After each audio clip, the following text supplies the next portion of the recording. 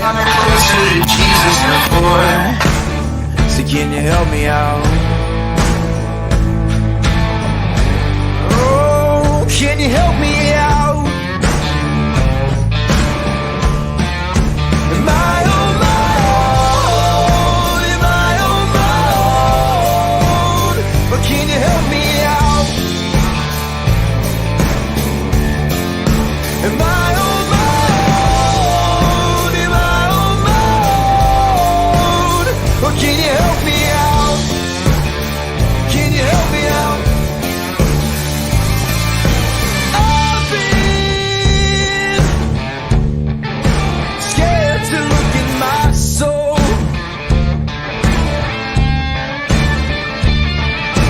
I've been afraid I would follow the road. Yeah, afraid of the things I've been told. Hello, everybody, and welcome into a Friday edition of Running Point on ysnlive.com, brought to you by Greenwood Chevrolet in Austintown. You know the deal. On Friday, it is Pick'em Friday, and it's all about football, and we are ready to go, Ty. We got 28 games to pick. We're going to talk a little bit more in depth about the 5 games we previewed last night, and we are hoping that Jake I will be available to join us. We sent him the link. He said that he'd have Friday available. So 12:30 was the time we're shooting for. So hopefully Jake I will be joining us from Wyndham. Big matchup for the Bombers this week as they take on undefeated Southeast. Battle of 2 undefeated. Ty, what are you most excited about on this Friday Pick'em Day? Apparently he's so excited he forgot to unmute himself.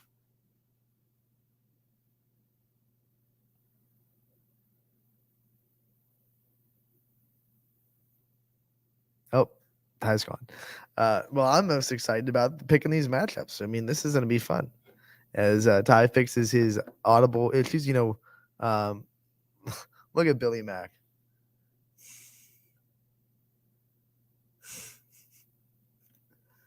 Oh, man. Figure it out, Ty. Billy Mack's calling you out. At least it's not Shamrocks. Last week, Ty got a little bit annoyed at the Shamrocks. And I'm sure Billy Mack will give us some Shamrocks when we pick Ursuline's game a little bit later, actually. And we also call Mooney. They are having a new opponent. Last night it was announced that Mooney will pick up Elyria Catholic. They'll be playing the Panthers at Mineral Ridge. That'll be a good one. We have, 1, 2, 3, 28, and then I think 25 games on the network tonight. It should be a fun one. Audible call, as always, as they're going to let Ty back in. Hopefully he's got his Ty. We got it. I got it figured out because there's been 2 other times where it happens too. And sometimes when the show intro rolls, it automatically mutes my mic, and that mutes the mic in my laptop as well. So I have to go in and unmute my mic for my laptop. We got it working though. Matchup I'm excited for though. To get back to that question, there's a few. I'm coming home tonight to Austintown versus Massillon, Washington. That's going to be a huge one, and of course Billy Mack, of course, being the bad guy yet again. But no, that one's going to be exciting. I think another one that you got to be looking forward to. Like we said, we previewed Lisbon, East Palestine. Someone's getting a win tonight. I think that's huge for both of those programs. That's going to be exciting in a different way as well. As well as we know Poland and Niles, I think, is going to be another one that I think brings up interest, because Poland, of course, another one of those teams that needing to come back with a victory, trying to get the ship sailed right. But Niles is a viable opponent, and one that's going to bring some sort of challenge, I would think, too. And another one I think everyone's sleeping on, Springfield and McDonald right now. McDonald's starting to roll a little bit, and we know when that McDonald team rolls, they can be pretty dangerous. Springfield, we know they got themselves figured out now, but it should be a good matchup. And I think a lot of people are sleeping on this one tonight. Well, you know what? If you're sleeping still, you better wake up. It's 12:05. We're rolling, and we start the pick'ems with Boardman at Benedict. Actually, that's going to be one of the ones we talk about in depth a little bit later. So right off the jump, we go with Champion and Garrettsville Garfield. Champion starting to be a little bit more competitive than they were in the first 2 weeks. But Garrettsville Garfield obviously has been rolling through their schedule. Ty, how do you see this one going? This one's going to be very interesting, I think. But honestly, Garfield's just been impressing me so much, and especially game against LeBray. I think we really started to see how tough Garfield really is. They're at the tops of their region in their division for a reason, and I see no reason why they can't continue rolling tonight. Champion might be able to give them a game, but I think Garfield is just so well put together. I'm going to go with the G-Men tonight. Yeah, Garfield, I think they're flexing their muscles on the MVAC. That's their debut party. And they've already taken care of what everyone thought was going to be one of the favorites in LeBray earlier this year. And now they're going to rocket into Champion. And once again, it's home, Garrettsville Garfield. I got the G-Men getting the win over the Flashes today. And they continue to roll in the MVAC. Yeah, I think that's a fair point because, I mean, until someone beats them, you got to go with them. And, I mean, no one's been able to prove so yet, so go with Garfield. Now, we said Mooney. They're going to be having a new opponent. They will be playing Elyria Catholic on the fly. This was, we've seen it a lot this year, teams having to kind of replace people. What do you think about this one? Elyria Catholic trying to figure out more about this team in the last 12 hours or so, maybe. What do you think Cardinal Mooney has in store for him? What we know from Elyria Catholic, I believe, is that they are 3-2 this season, and they've been able to put up a decent amount of points pretty much every week. Midview, Holy Name, and Perkins. From what I've seen from this Mooney team, they're making the strides to try to build a program, but I think there's been a lot of things that have been deterring their focus from the game of football this season, and I think that's what they need to get back to, is just focusing back on what Mooney does best, and that is succeeding on the football field.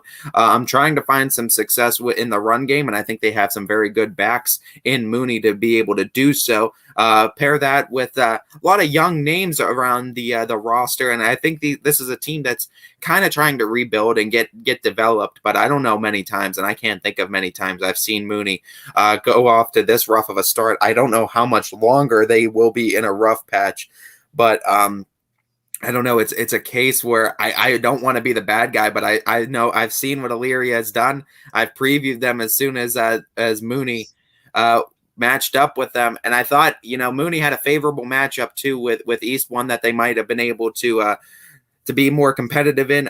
I think Mooney can be competitive in this one, but I just need to see more of a coherent offense, and I want to see them finish some drives. I do think Elyria Catholic, though, is built for this one, and I think they're going to come out on top tonight.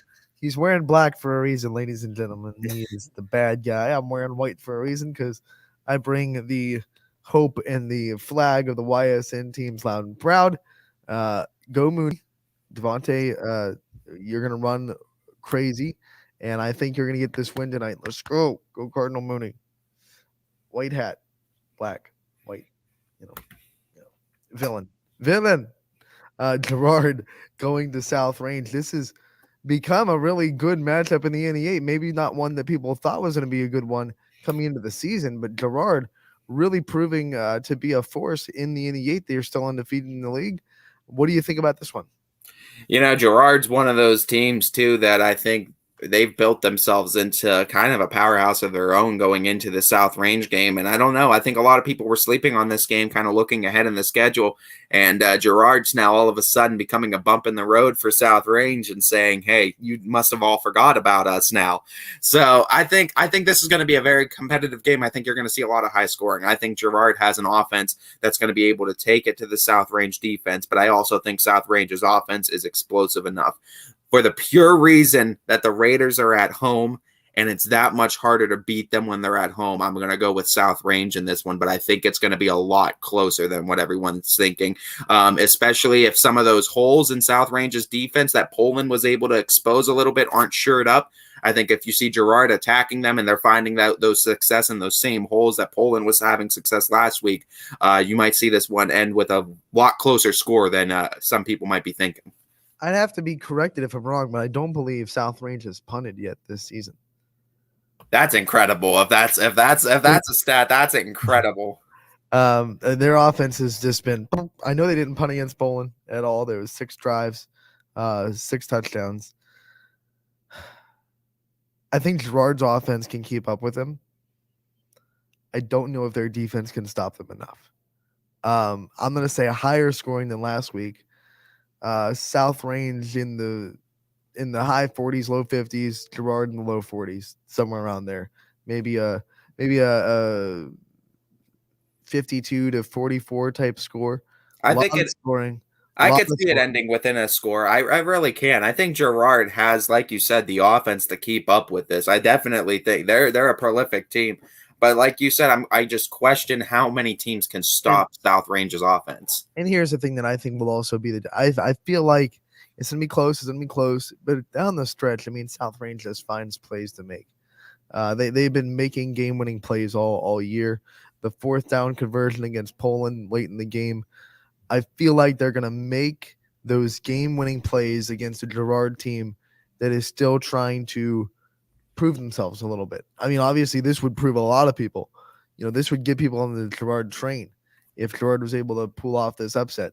But I feel like they're not there yet, and South Range will just make more of those game-winning type plays, maybe force a turnover, things like that really change the outlook of the game entirely.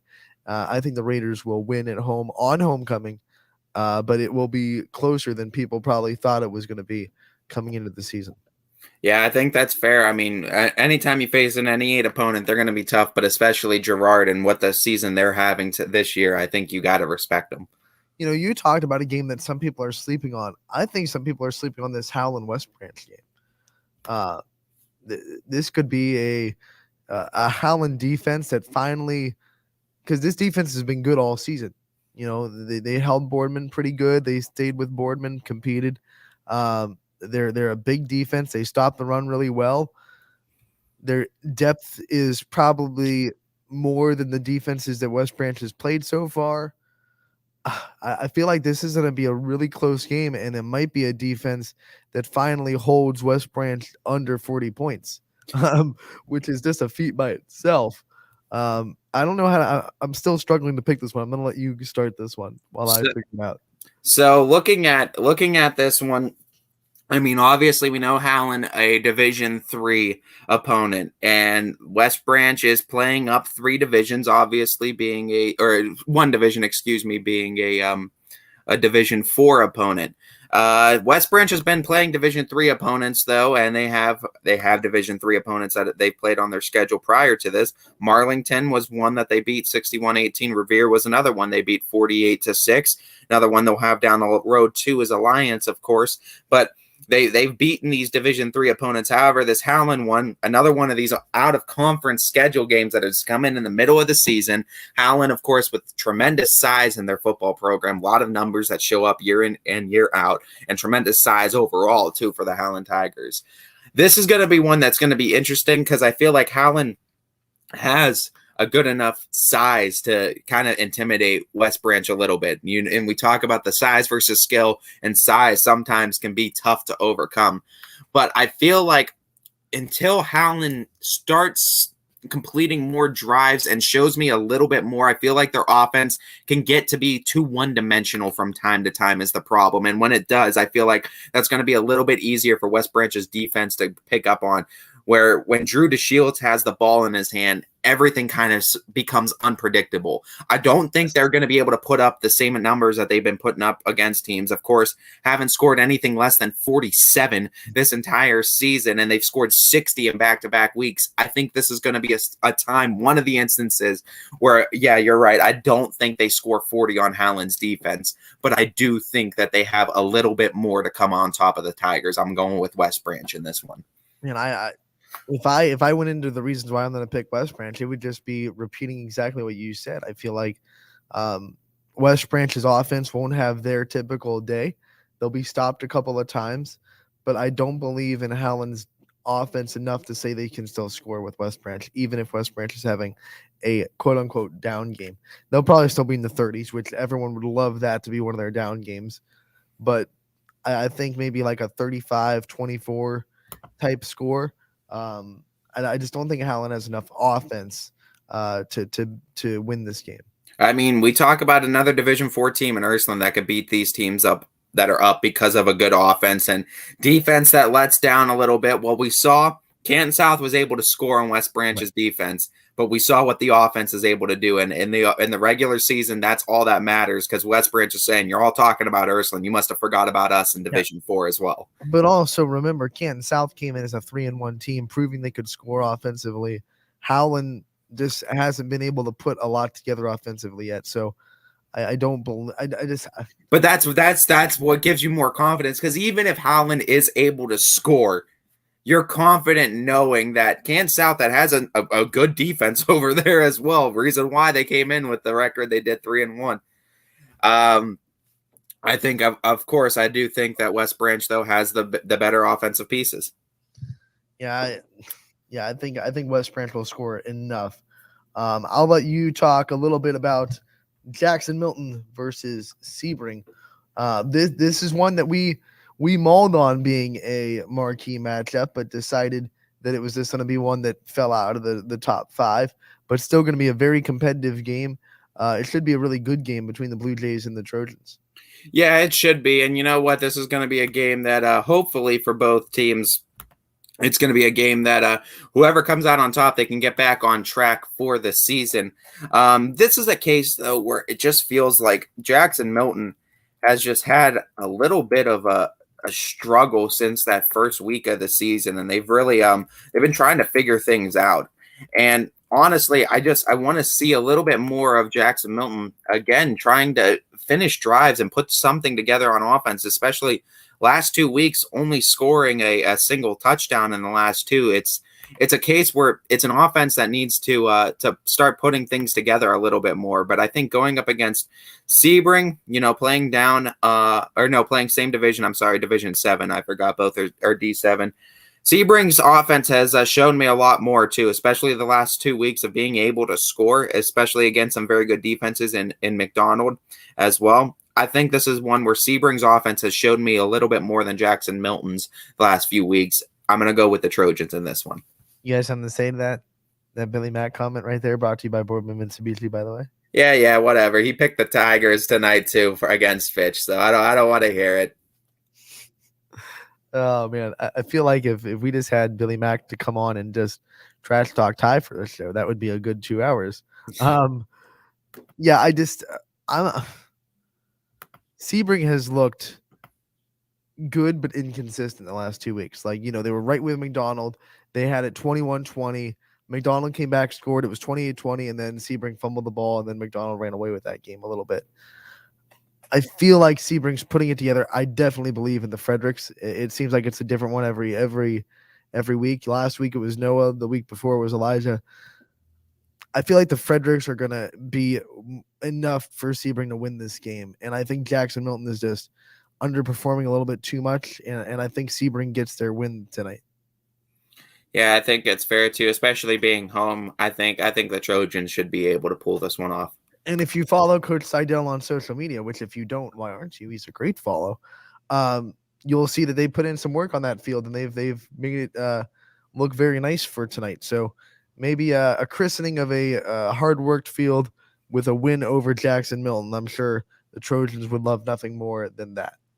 Yeah, absolutely. And I think they're going to be excited for tonight. Of course, needing a few wins, too, to put them in a good position to try to make the playoffs this season. This would definitely get them on the right track. Man, I know he's probably looking back at that McDonald game, and they had momentum, and he's probably thinking to himself, man, if we could pull out that game, we would be sitting pretty for playoffs if we won 2 in a row. But unfortunately, it didn't work out. They could still win against Jackson Milton tonight and still have a chance. So we move on in the schedule. Jefferson going to Hubbard.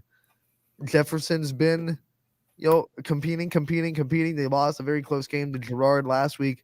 Their NE8 game got canceled. They competed pretty well, but lost to who they played last. Oh, it was a replacement game.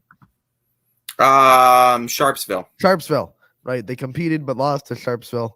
And now they're playing a Hubbard team that has looked unbeatable, unstoppable all the uns that you can think of.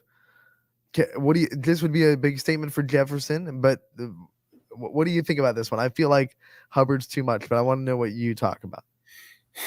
Yeah, I mean, both of these teams, too. Last few weeks, losing some close ones has Jefferson 35-34 to Girard. That was, of course, back in week 4. And then losing last week to Sharpsville, PA, 28-21, but has been close and in each one of those games. They've come back in both of those too. They had multi-score deficits in both, and were able to come back and make them close. And the biggest thing and the difference we've seen in those is that teams have been able to score on Jefferson a lot of times. That we saw that too in their big win earlier this year against Edgewood. But I think what Jefferson and what they've been able to do is kind of a trap game for Hubbard, and this is one that they're going to have to watch out for. And I mean, I don't think that Hubbard's going in disrespecting the Jefferson Falcons at all, but I think everyone in the NE8 is starting to realize that this isn't the same Jefferson team that they've been used to the last few years, that this is a defense that's a lot quicker and they're a lot more physical. This is going to be, I think, a low-scoring, rough and tough defensive game that's going to be in the trenches. Now, in saying that, I feel like Hubbard has the size, the strength, and TC Caffey. And I think that is going to be enough to come against Jefferson. And boy, was I close. I was close. 45% of me wanted to say Jefferson. I was on the fence on this one, but I'm going to go with the Hubbard Eagles on it because they've been rolling for the first 5 weeks. And until they prove to me otherwise, you got to keep on rolling with them. So I'm going with the Eagles. I'll say straight up, if this game was in Jefferson, I would jump on the upset train because it's a hard place to go and play. It's a very hard place to play. But it's not. It's in Hubbard, and Hubbard keeps rolling. I'm going to go with the Eagles. I just don't think that Jefferson's defense can slow them down. I feel like their offense can score. Grant Hitchcock has been playing really well. He can make some plays and keep Jefferson in the game, but you got to be able to stop that offense a little bit. And I don't think Jefferson can do it. At 3-2 as well, if Jefferson's to lose, it's going to send them to 3-3. And with Struthers, Lakeview, Poland are home games, and South Range are away. It's going to be tough to try to sneak in the playoffs. I'm not sure how many wins you would need for Jefferson being in Division 5. I mean, looking at where their standings are right now, that's in Region 17 in Division 5. And Jefferson right now is ranked number 10. So you need to be in the top 16. I don't know where it would drop them, but we'll have to see, because I feel like it's a game that's going to have a huge implications on the standings too. Jefferson trying to make it back to the playoffs this year. Imagine where they could go if they win this game and go 4-2. Oh, that would be huge for them. That would be you're looking to, a win. If you want to flip the script, a win over a Division 3 Hubbard team that is ranked number 7 in the region, and that's just behind some big teams. Dover that beat Canfield, Streetsboro that we saw play Girard, Steubenville is back on their red roll again. It looks like another one of those years where Steubenville might be in the state championship conversation. So of course we know when they're in the playoffs, they're going to be tough to play. But Hubbard ranked among those big teams. It's going to be a huge win for Jefferson if they pull that off. And you got to imagine Coach Hannes knows that going into this one. But Hubbard, tough team to beat all year. They've gotten the Cardinal Mooney and the Poland Monkey off their back. You got to go with Hubbard. Like I said, you got to roll with them until they prove to you otherwise. I think Jefferson has what it takes to do it. I just can't pick them. And we saw last week it's possible for a team that looks really good to have a bad game.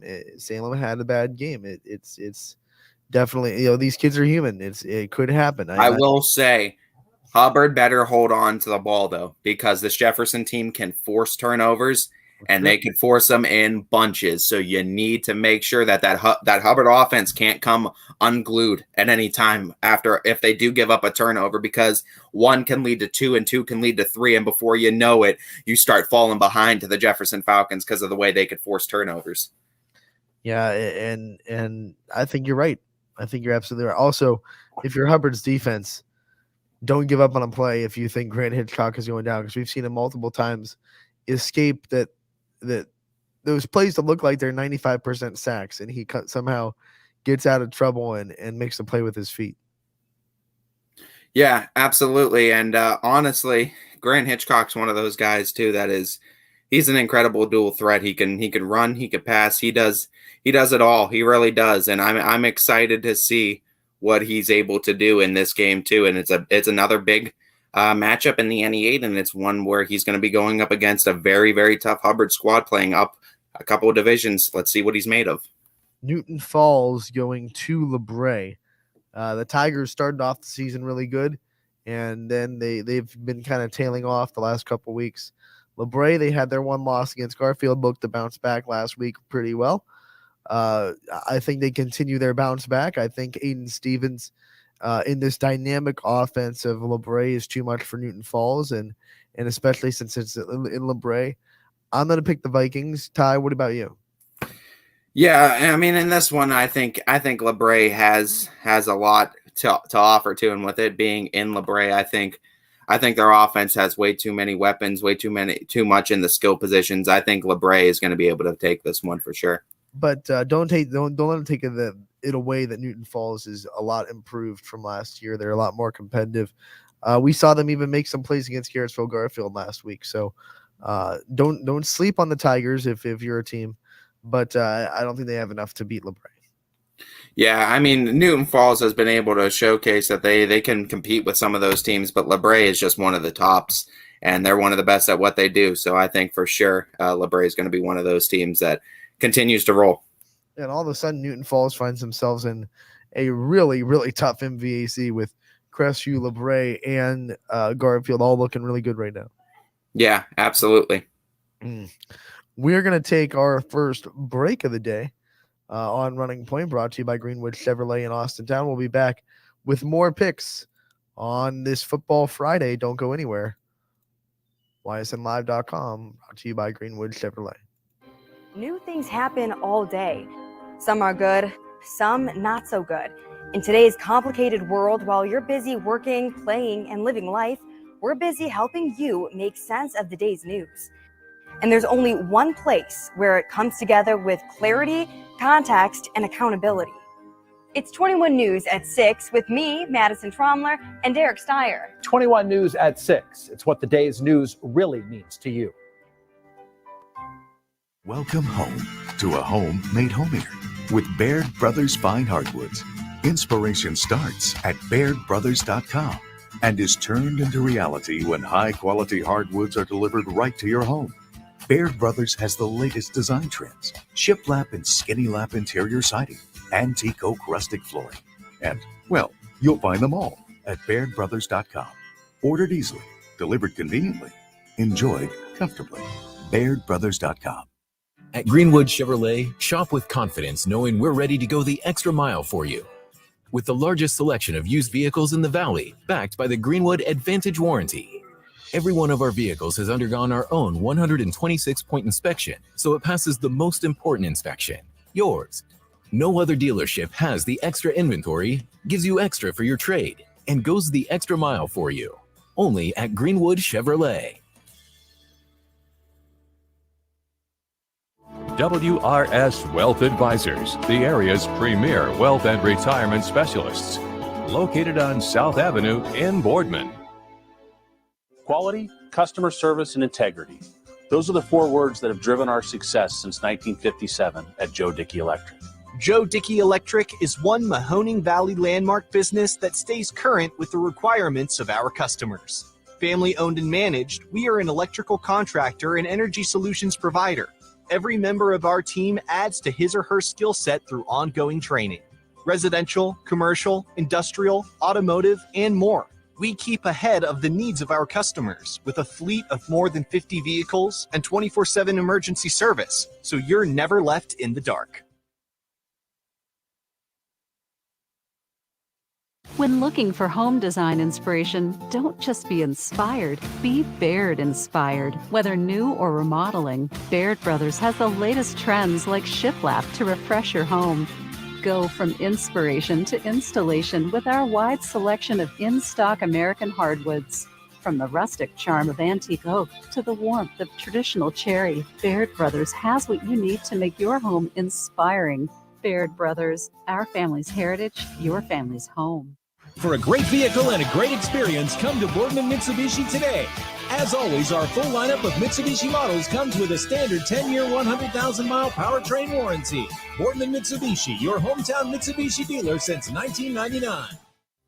Coca's Pizza, always supporting our community and our local athletes. Stop in on game day or score big and have it delivered right to your door. Check out our daily specials at cocaspizza.com. That's Coca's Pizza, we serve it hot. At Hubbard Chevrolet, Hubbard can help you get the financing you need, regardless of your situation. I'm Tony Page, and I've helped thousands of customers in Northeast Ohio and Western Pennsylvania buy a vehicle. Visit HubbardChevy.com to get pre-approved. Remember, folks, Hubbard can help.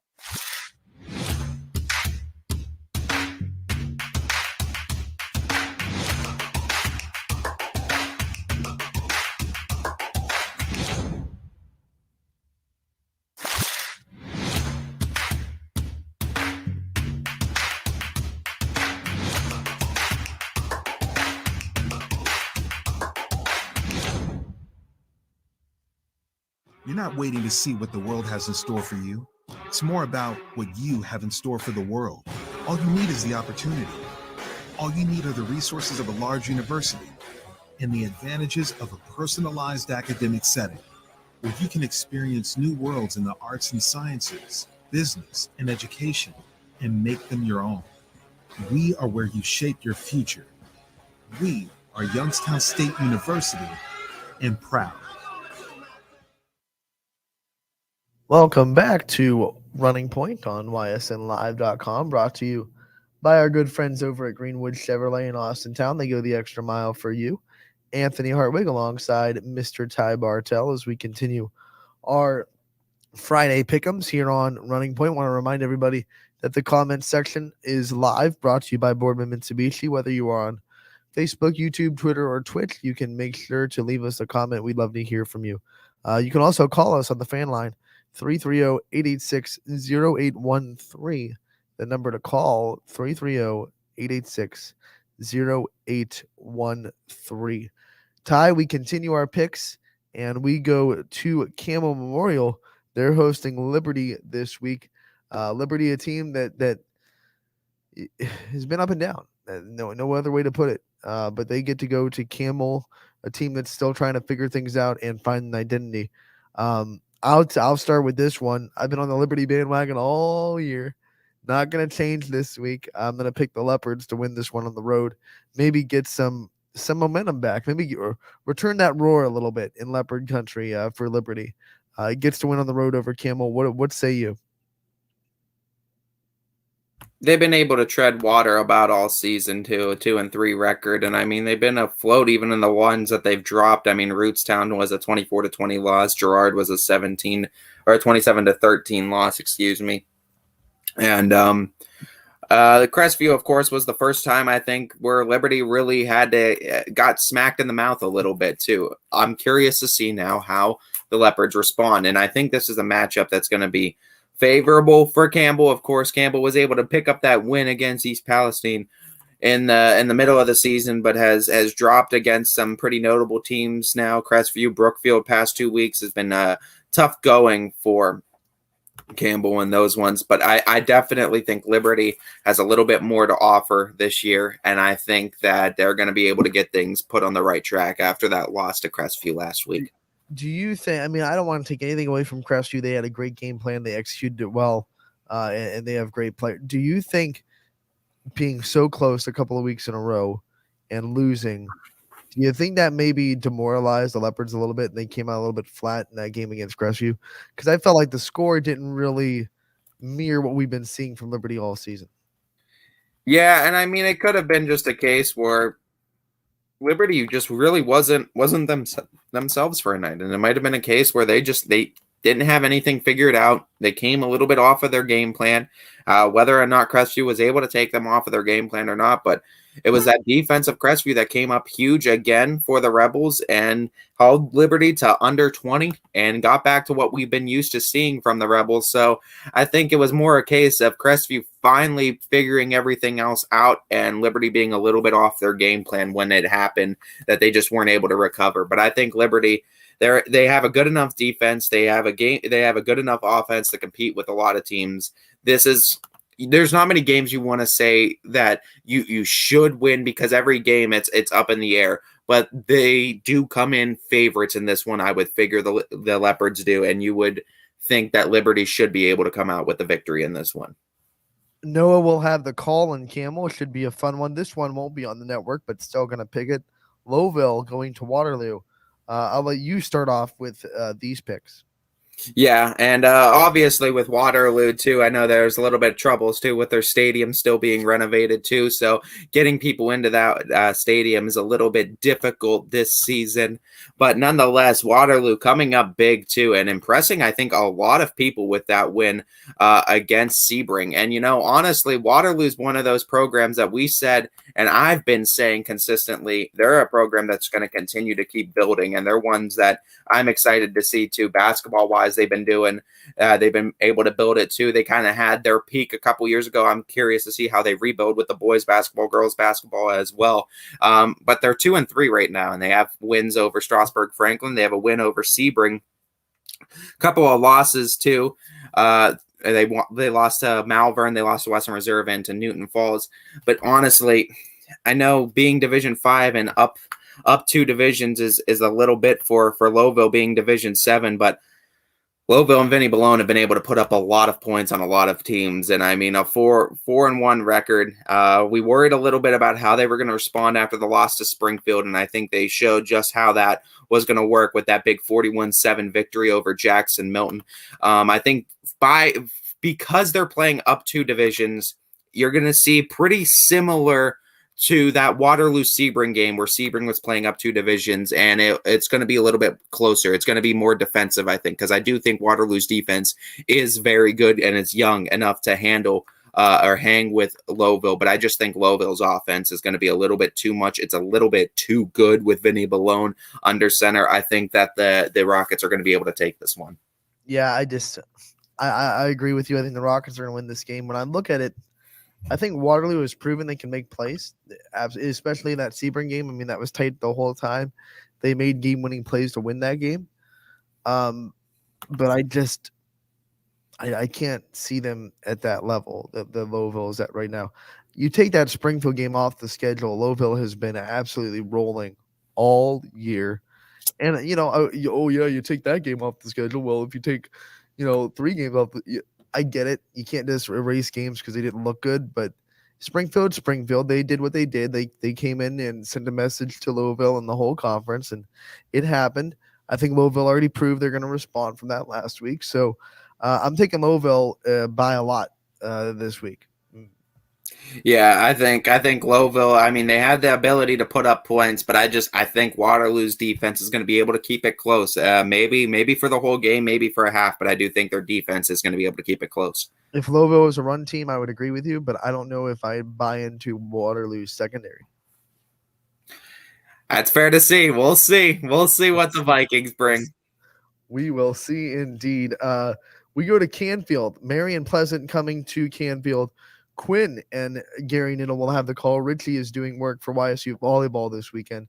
Matches on Friday and Saturday. So Quinn taking the spot in Canfield, the Canfield alum himself, calling the game with Gary Niddle. And we have people are excited about this game. We've had plenty of messages from Marion asking how to watch it. So I'm excited about it too. I think it's one of the matchups that you look at and say every team Canfield plays is going to be really tough. What do you think about this one? I think Canfield at home is going to be a big X factor for them. Yeah, Marion Pleasant having a little bit of an off year too, coming into the game 1-4. And I mean, a lot of those struggles are coming on the offensive side of the ball, struggling to really put points up. Have only been able to score plus 20 once, and against a Canfield defense that has looked absolutely stellar. We know what they did to New Philadelphia with that shutout performance. And I mean, they're doing a fantastic job at that too. Canfield is really one of those teams that we don't, like you said, you don't want to take away any kind of games. And I mean, I get that, but that Dover, you're talking about inches of just being a tie game going into overtime, and we don't know what's going to happen then. So, I mean, even in the loss, Canfield was that close to tying the game up. Wins against Poland, wins against New Philadelphia, and a big win against Cheney too. They've outscored opponents 35 consistently the last few weeks. They've outscored opponents 105 to 20 in the last 3 weeks. That 105 to 20, if that showcases anything about what Canfield's defense has been able to do. In 3 weeks, 3 teams have been able to score 20 points on Canfield, and you're playing a team in Pleasant that has scored only over 20 points once in this season. It just looks like a matchup that's favoring the Canfield Cardinals and favoring that defense. Brock Lowry might not need to do a whole lot offensively for this one, because I feel like the Canfield defense is going to keep it very close. Yeah, I think Canfield rolls in this one. Marion Pleasant, as you said, usually a pretty strong football program, having a little bit of a down year, struggling to score. And if you're struggling to score and you're going up against this defense, it's going to be a long, long night. I think Canfield wins by a lot.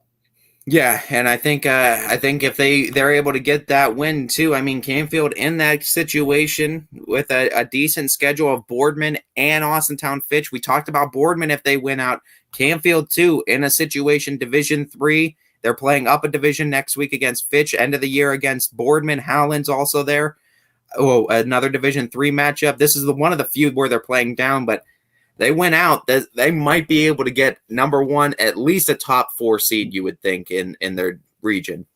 And this is one of those games you schedule in advance. You don't expect Marion Pleasant to have a down year, and they just happen to. So it's not like they went and got a cupcake to kind of give him a breath. I mean, you usually expect them to have a good season. Yeah, and I mean, we talk about a Canfield ranked just under Hubbard too. So both of these teams playing this week, we'll see if anyone jumps anything, but Hubbard with a little bit bigger of a matchup too. So I think standings are about to change this week. Maybe. We'll see. We'll see. We go to your game, Massillon, Washington, coming in to Austintown Fitch. I know you're excited about this one, and you've done your research because you're calling it. So I'll let you just take the floor and dive into the preview of this game. Yeah, and we know Massillon, Washington, what they've been able to do, one of the tops in Division II. Of course, Fitch coming off of that big win against Mooney, but Massillon, Washington, I mean, 3-2 on the year. Lost last week against St. Ed's.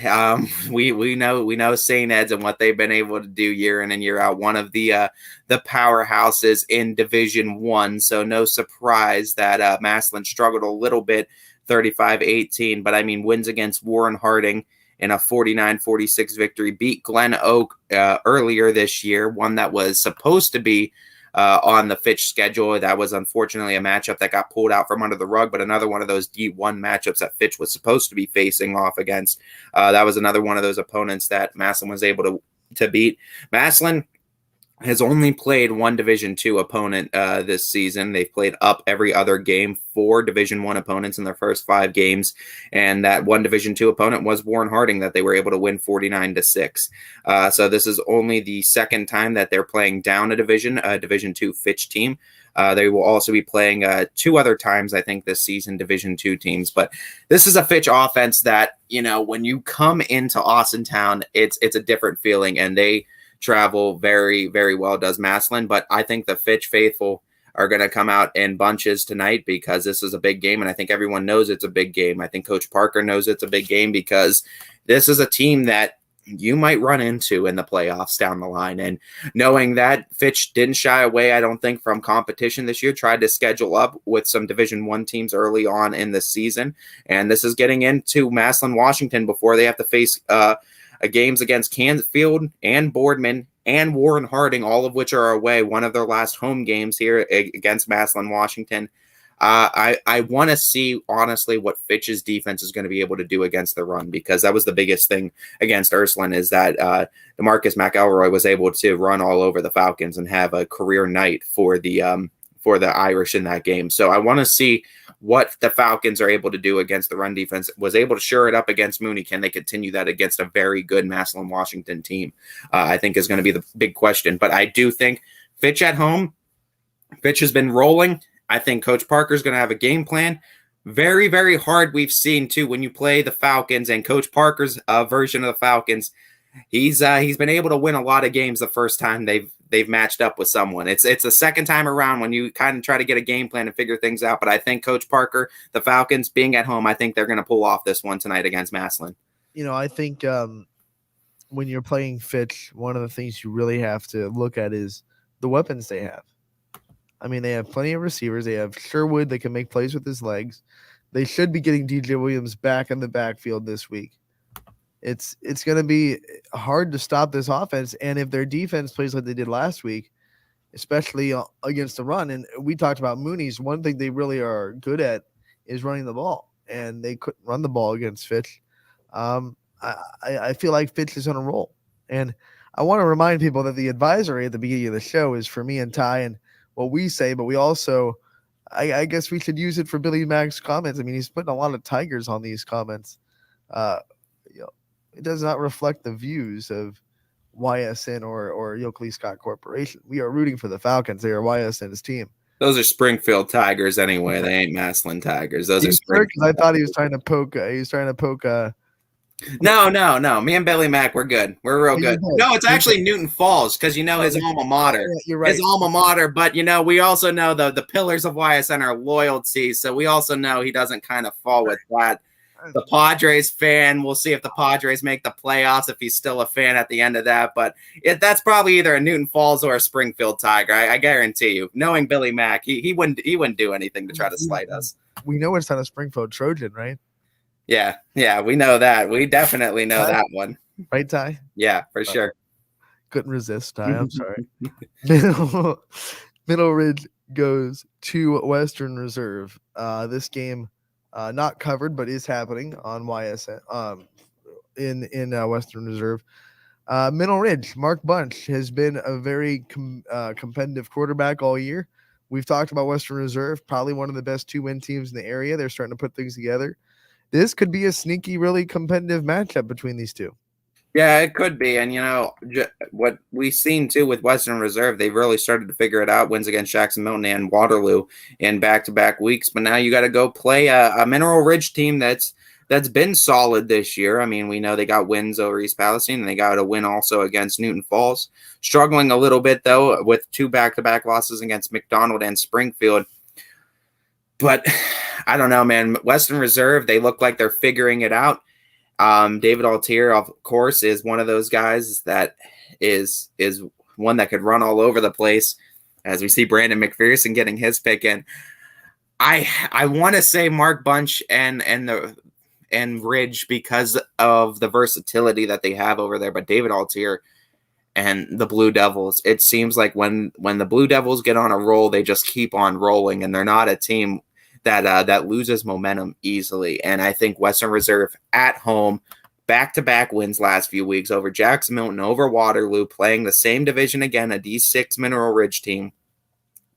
I think that Western Reserve continues the roll. I'm going to go with the Blue Devils here at home tonight. Oh, finally, we get to go separate ways. I feel like we were just chalk the whole time. No way. I'm rolling with Mark Bunch. I really believe in this kid.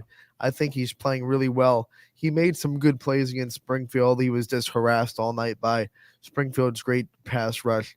I think Mark Bunch gets Mineral Ridge back on track, and the Rams beat Western Reserve on the road tonight.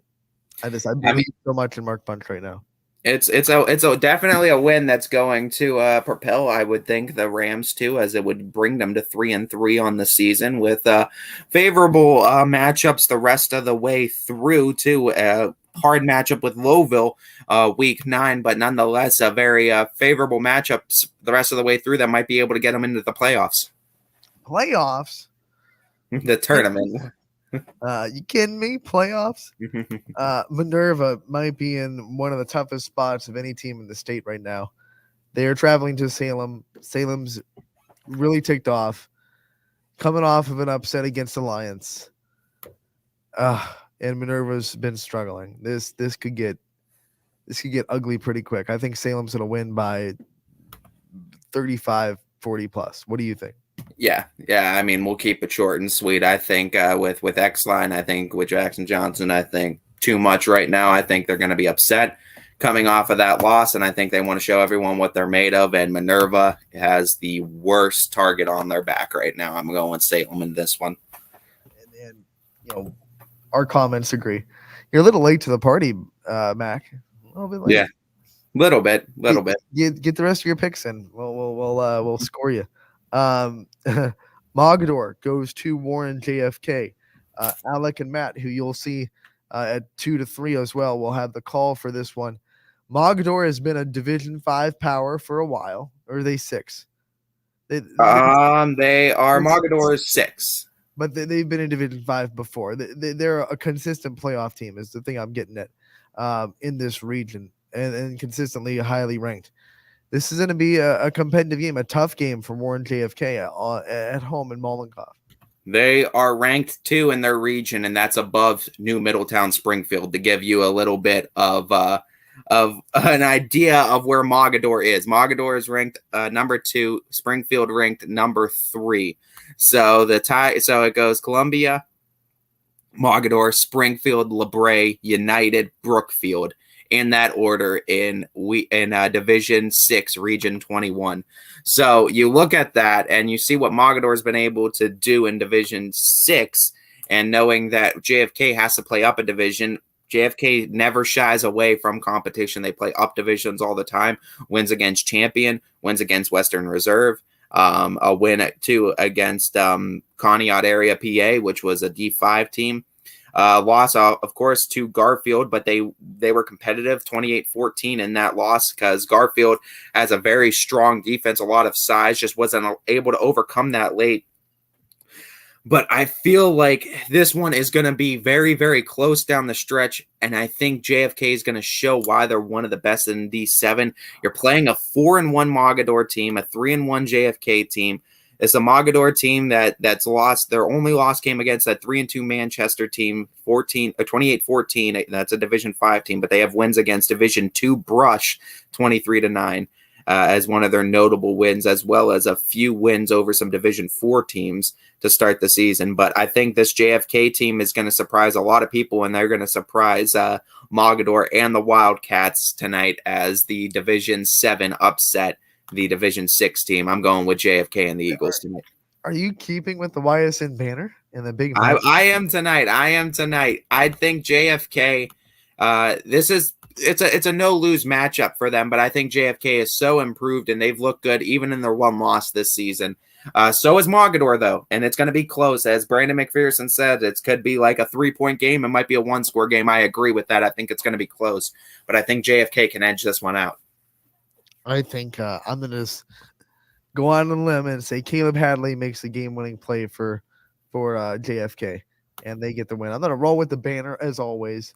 JFK gets the big win over a very highly ranked Division 6 team, and that will give that'll boost them in the Division 7. Yeah, absolutely. And I mean, they got some work to do. They're sitting at 8. They don't want to be at 8 when come the playoffs. So a win today will really boost them in the seeding. Oh, absolutely. You would imagine that's gonna jump them and set them up for a better seeding immediately with a win over Mogador. So I would think too, beating that Region 21 Division 6 number 2 ranked team in Mogador is going to definitely give you some computer points. Notre Dame Cathedral Latin travels to East Liverpool and a non-conference matchup. Notre Dame Cathedral Latin, I know their volleyball team is good. Football team, I think East Liverpool wins this game without issue. I don't know about you, but I'm picking the Potters by a lot. Yeah, I mean, the Potters have been one of those teams. They started off the season. You better not be shaping a swerve here. Potter's shaping it.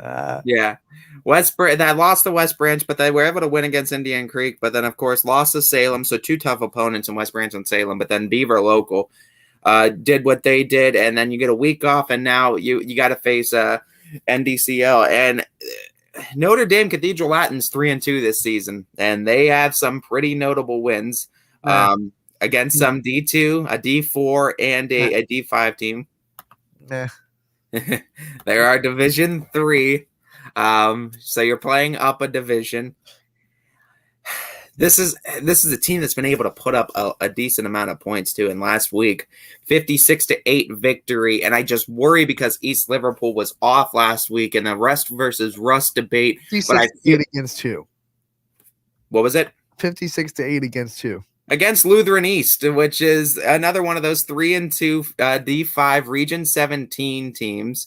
They are Lutheran East is ranked number 9 too, above Jefferson and under Crestview, so they're right in between. So a notable win there. Okay. Oh, okay. I'm going Notre Dame Cathedral Latin on this one. I feel like they can go get the Clorox again. Yeah, you're. I feel like East Liverpool is going to be close in this one, and I do feel like East Liverpool, with being home and getting that week off, is going to help them out a lot. Getting that week off after Beaver Local to kind of really look at that program is going to help them.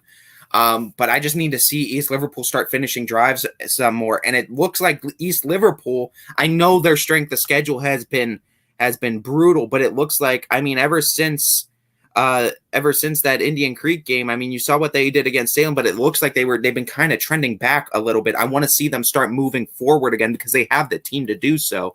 But I want to see that start tonight. But until they do so, Notre Dame's been more consistent all season. Don't worry, Potters. I got your back. I got your back. East Liverpool wins tonight, and they come back. I think a week off after that Beaver Local loss is the best thing that could have happened. They get to regroup.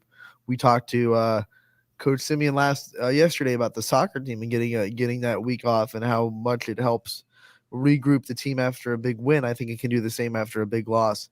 So East Liverpool is going to be ready to go, and they're going to win tonight over NDCL. Perry goes to Louisville. What do you think about the Leopards' chances against the Perry Panthers, not the Perry Pirates? Maslin Perry. Yeah, and honestly, this has been a kind of a rebuilding year. It feels like for Louisville, and it just feels like the Leopards. Every week I feel like they might have it figured out, and it's the offense is just having struggles. He's on my side. Yeah, you're right. And I mean, the drive can definitely have a factor in it. But like I say, too, you got to make those long drives in the playoffs. So you might as well do it in the regular season. I think this is a favorable matchup, though, because Perry is one of those teams, too, struggling as well. Their one win came in overtime, 21-20, and that was against an 0-5 Akron East Dragons team. That came 21-20 overtime. They've actually played 3 overtime games. Ooh. Their first 3 games of the season, Perry Panthers played in overtime. A loss to Canton Central Catholic 28-26. They beat Akron East 21-20, and they lost to North Royalton 21-20. Also losing Canton McKinley. We know them from their game against Fitch. That one was a close one, though. And, of course, the Jackson Polar Bears, Maslin Jackson, was able to come away victorious 56-30. Every time I say Maslin Jackson, I just think like country music because it sounds like Alan Jackson. Sorry, that's how my brain works. It was a random thought, and I had to say it. I think Louisville gets their win tonight. Let's go. This is a struggling Perry team. Hasn't been able to find too many ways to win. Rob and Ben might be in for a long night because it could be overtime the way Perry plays. But let's go Leopards. Get the spot, get the win. And as Brandon McPherson said too, I think it's going to be a close game because as much as I do think Louisville might be able to pull off this victory, the Perry Panthers are one of those teams too, very similar to Warren Harding. You look at their record and it can be deceiving because those are games, Canton McKinley, Maslin Jackson, that they were competitive in some games. So you got to make sure you account for that offense. I think it will be a close one, but I think Louisville should be able to pull it off. Yeah. Ride that banner tie. We don't want to see none of that picking non-YSN. Poland goes to Niles. Niles having the week off. Poland is kind of in must-win scenarios from now on out. I mean, 3 losses. You go to 4 losses. You're sitting in that not a good feeling when you're going into the playoff spots where you might need some help come the end of the season. The Niles has a really good run game, though. I mean, Antoine Gardner has really been impressive this year. How do you see this one going in Niles? Dragons having the week off, Poland needing the victory really bad. So let's look at this too, because if we look in Division 4, Region 13, Poland, as of right now, ranked 15th. So just in the playoffs, but you feel the other teams and you feel how hot your seed is if you are in Poland, knowing 15th seed just isn't going to cut it. You're going to need to get somewhere near that middle of the pack. And that's exactly where Poland's going to want to do. And this is a chance to do so, going up and playing up a division, going up against Division 3 Niles McKinley.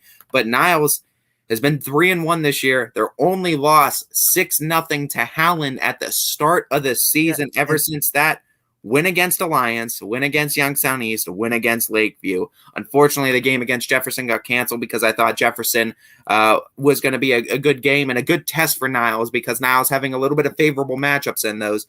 Niles at home, though, is going to be interesting, but I just feel like the strength of schedule to this point, Poland's losses to Canfield, 4-1, Hubbard, 5-0, South Range, 5-0.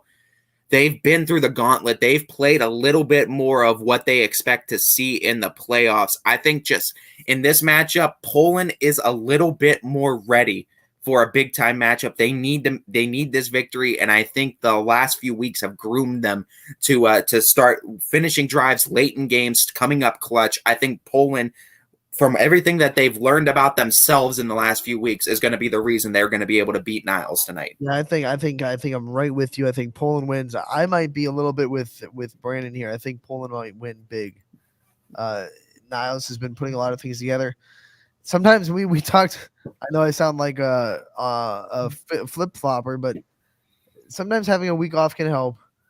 I don't know if it helps Niles. They were putting together momentum. They were on a 3-game winning streak. They were feeling themselves a little bit. I wanted to see them against that good Jefferson defense. I wanted to see them, because I mean, we have to give credit where it's due to, and that they did beat an Alliance team, the same Alliance team that just beat Salem. They do have a victory over them, and so you have to respect Niles for that.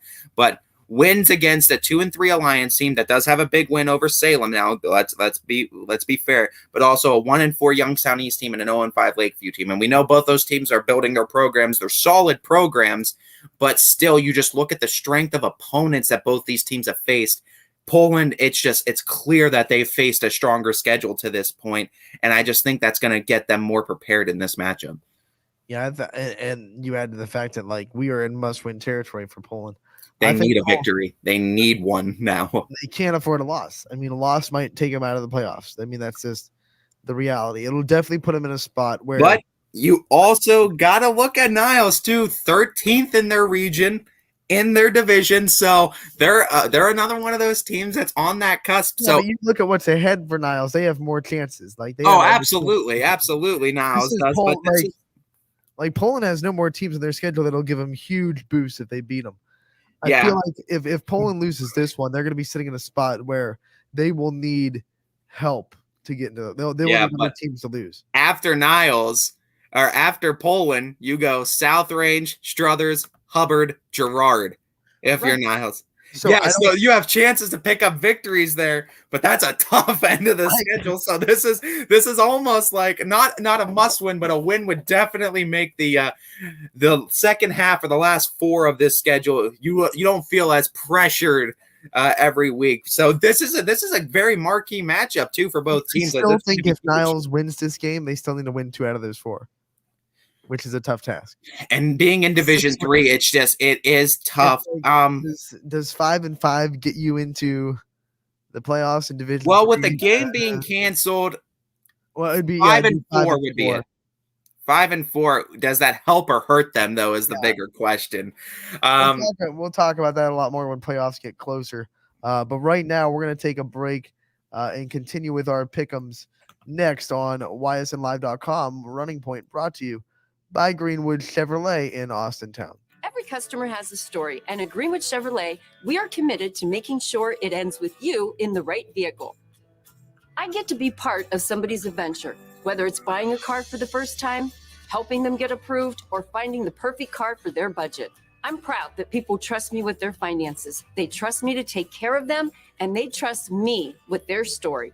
I'm Tracy, and I'm ready to go the extra mile for you, only at Greenwood Chevrolet.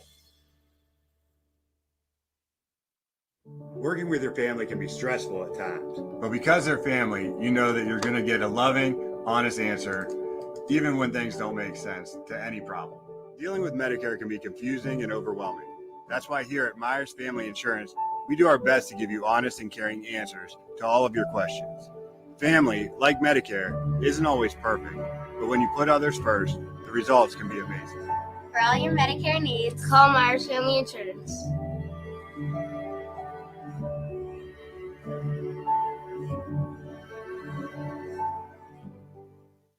It's storm season. I think we're under the gun for some heavy storms over the next couple of hours. And Storm Tracker 21 is ready. This is probably the one we're keeping a closer eye on. On air. And locally, we're going to have a lot of eyes on our area. Online. All right, let's talk high-risk futurecast and the timing of this weather. On social media and on our app. Notice we'll have scattered showers on Thursday. Stay ready with Storm Tracker 21. The severe weather threat now through around sunset this evening. Hi, this is Tommy Clem, owner of WRS Insurance Solutions. WRS Insurance Solutions is a local independent agency that specializes in life, Medicare, long-term care, and disability products. Call us at 330-953-3722 or visit us at wrsinsuranceSolutions.com to learn more. Good luck to all the student athletes in the Valley. Hi, I'm Colin Chupa. And I'm Kelsey Clem from K-Squared Marketing. Our boutique marketing firm specializes in media planning and buying, public relations, event marketing strategies, and strategic sponsorships. We can integrate our services with your existing game plan, or we can be your entire marketing team. Your goals, our game plan. Let's win together. Call K-Squared Marketing at 330-623-2730 or visit ksquared.marketing to learn more. Jimmy Sudman here, Director of Isle, Purple Cat, and Golden String. We are happy to support YSN and two of my favorite people, Scotty Mincher and Super Dave O'Malley. We are an agency that provides services for adults with disabilities. We infuse humor, passion, and joy into their lives. If you know of any folks with disabilities that need our assistance, please contact us.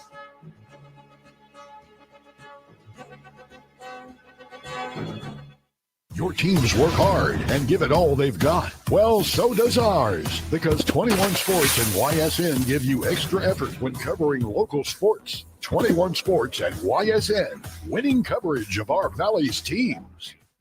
Planning a project around your home or rental property? Trust the electrical service to the local experts with 62 years of serving the Mahoning Valley. Joe Dickey Electric is your local go-to source for responsive, reliable residential electrical work. From everyday maintenance and repairs to new installations, electrical upgrades, and safety inspections, no job is too big or too small. Call Joe Dickey Electric today, 800-549-3976, or visit DickeyElectric.com.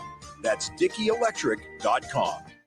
Dealing with Medicare can be confusing and overwhelming. That's why here at Myers Family Insurance, we do our best to give you honest and caring answers to all of your questions. Family, like Medicare, isn't always perfect, but when you put others first, the results can be amazing. Welcome back to Running Point on ysnlive.com. Friday edition brought to you by Greenwood Chevrolet in Austintown. Anthony Hartwig alongside Ty Bartell as we pop him on and continue our pick'ems on Friday. We look next. We have Southern going to Wellsville. That's one of our marquee matchups, right?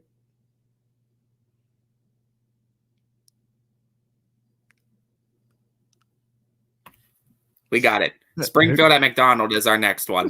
All right. So Springfield at McDonald. You'll look at this one, and you called it the top of the show. You thought it could be more competitive than people were giving it credit for.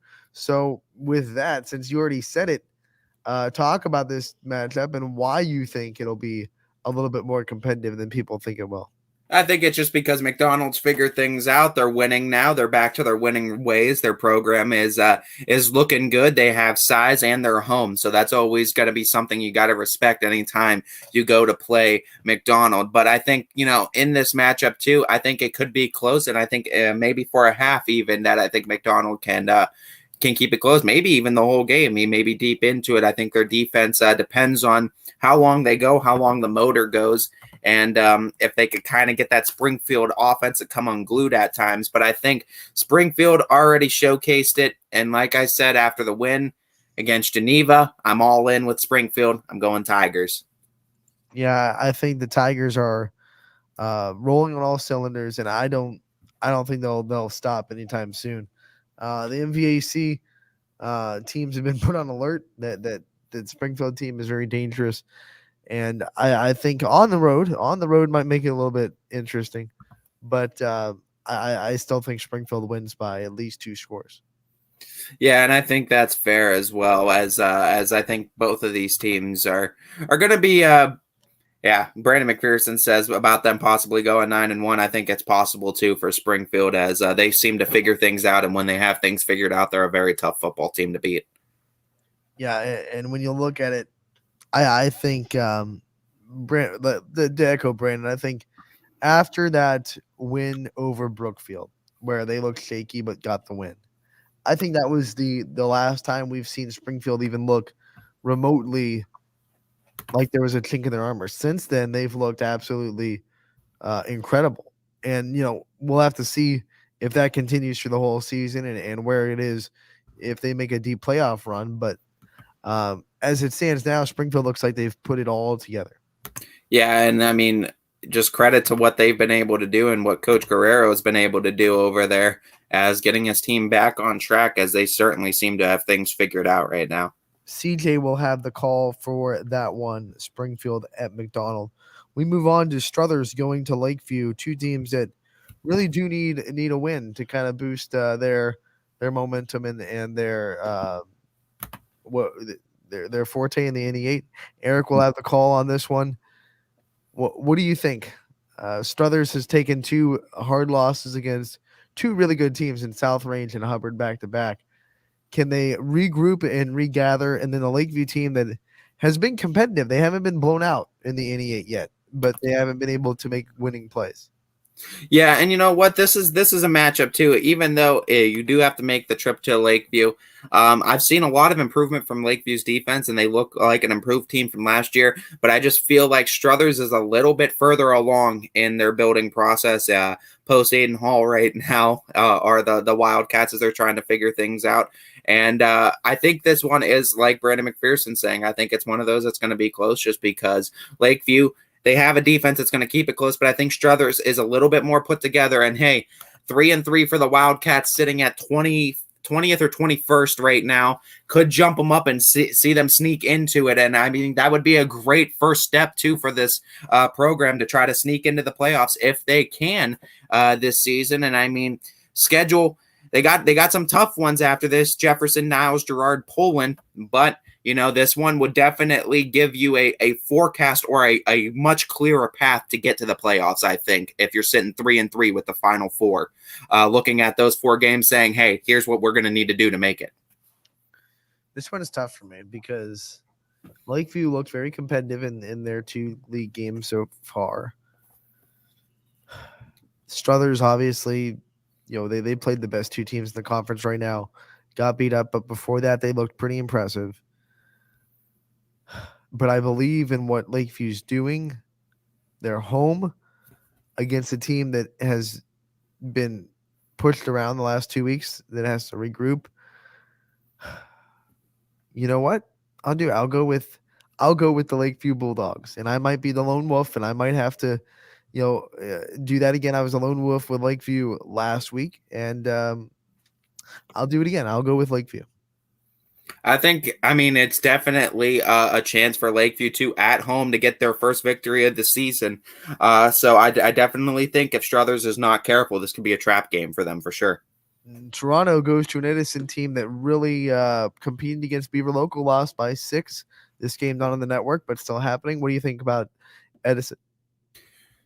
Yeah, this one, I'm curious to see with Edison too, being 3-2, some notable wins this season too, especially beating that pretty good Matthews team, as well as Steubenville Central Catholic, as they were able to get that win as well. So the loss, like you said, a close one to Beaver Local. You're going to Toronto, who is 2-3 on the season. They've lost their last two.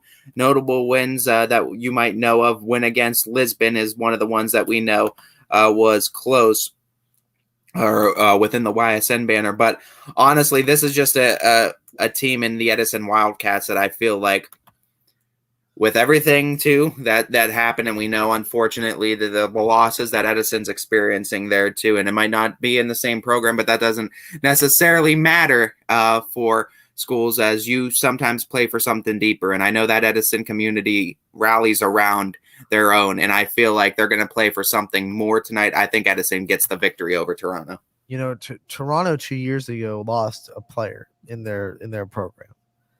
It's kind of one of those universe shining on you things when you see two teams playing Toronto that are dealing with losses. That Toronto is like the perfect team to play when you're doing that, because they get it. They've been there, and it wasn't too long ago. They get it, and I feel like it's one of those times when you just step back and go, wow. It's serendipitous almost that Toronto is getting to play two teams that are really going through some tough times, and because the Toronto's a team and they're a coaching staff and a community that they've already proven it with the Lisbon game that they'll put their arms around you at pregame.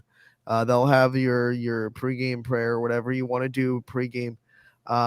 They get it. They do things the right way. So yeah, I'm picking Edison in this game, but I just want to give props to Toronto for understanding what teams are going through and being able to be that team that kind of gets behind your back a little bit. So, and I mean, Toronto, you got to give respect to the program too. They do exactly what Brandon McPherson, like I was going to say, 17th in D7. So they're right on the outside. I was just looking at that too, right on the outside of making the playoffs. So, you know, Toronto is one of those programs. They do things the right way. They're a very respectful program, and they're gonna honor, do whatever you need to do pregame wise. Once that game starts, though, this is going to be a big one too, because we know Edison, I feel like they have the advantage, but Toronto, they need this victory. This will put them in the playoff picture. Then you would imagine, being 17, this would be, I would think, a big enough win too over an Edison team that has some notable victories too. I think that's good enough too, especially with Steubenville Central Catholic being 18. What's the other victory too that I believe, looking at what they have? I think there's another notable victory that is under Edison's schedule. What is the other one that I wanted to look at? Matthews was the other one too. And Matthews being, again, D7 25. Let me see where they're ranked at. They're ranked number 13. So you have a team that's beaten number 18, number 13 right now. And I feel like if the number 17 team beats that team, that should sneak you into the top 16. That should jump you at least one spot to be in the playoffs. So this is going to be an interesting game tonight. Another one of those that matchups that not marquee, but just on the outside. And I feel like a lot of eyes should be tuned into this one, because Toronto kind of playing for their playoff lives right now. United goes to Columbiana in an EOAC battle at Firestone. Could be a lot of fireworks in Firestone. Eric with a K will have that call. I think United rolls in this one. I think they've been really impressive. I like Ward Kiko. I like Grant Knight. They've shown that they have a good secondary quarterback if they need it, because they had a quarterback step into the role last week. Grant Knight should be back. I like United in this matchup. Yeah, and you know what? United's really putting things together right now. And I mean, one loss to East Canton, and it was 13-17. But other than that, United's looked really good too. And they surprised me in that game against Latonia. And I won't doubt United anymore going forward. So I'll look at this Columbiana game. And Columbiana was a team too that I was pretty high on going into the season. But unfortunate losses to both Southern and Wellsville back-to-back weeks too.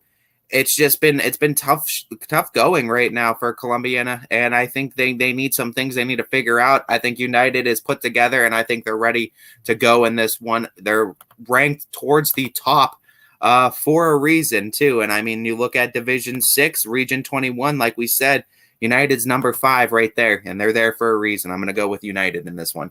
Valley Christian at Latonia. Latonia is hard to figure out a little bit. I think that 33-0 loss is an anomaly. I think Coach Julia nailed it in his post-game discussions. United had played, 3 or 4 full games, and Latonia had played a half. So I don't think 33-0 was completely evident of what their team is or where their team's at. But I don't think they're there yet to beat Valley Christian. I'm going to take the Eagles to go into Latonia and get the win. Yeah, and you know what? Valley Christian, too, has been one of those teams that is really starting to open some eyes in the EOAC this year. And I think they're one of those. Yeah, I'll stop real quick and respond to you. I don't doubt the Irish, Billy Mack. I only pick against them because well, no, I won't even say you. We'll just say the certain someone from Newton Falls that supports them, aka you, pick them every week. So I have to go against you naturally. But no, looking at this matchup too, I think honestly, what Valley Christian has been able to do this season, 3-1.